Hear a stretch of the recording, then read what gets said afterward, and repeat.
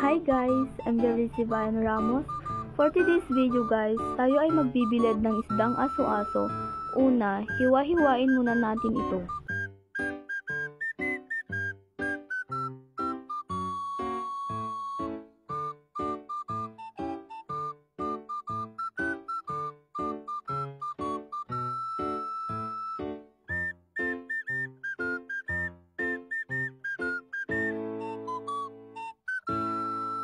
Pagkatapos nating hiwa-hiwain, hugasan natin ito ng maigi.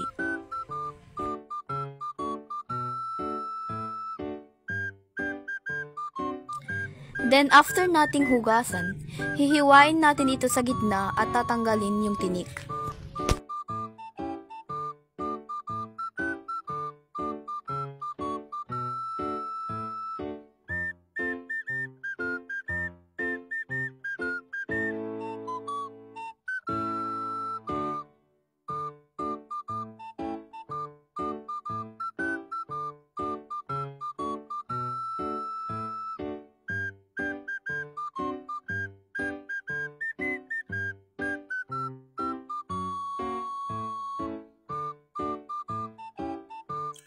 Pagkatapos nating tanggalin yung tinik sa gitna, huhugasan na naman natin ito sa tubig. And then, tayo ay gagawa ng pagbabadan ng isda o marinate. Una, pitpitin ang bawang, pagkatapos ay ilagay sa Tupperware at lagyan ng kaunting paminta, follow by soy, suka, and yung magic sarap. Pagkatapos ay imekos-mekos na natin.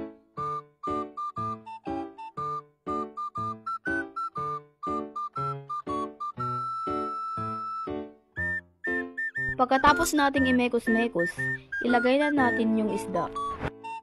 Ibabad natin ito ng 30 minutes. Meanwhile, after nating maibabad, pwede na nating ipatuyo sa araw.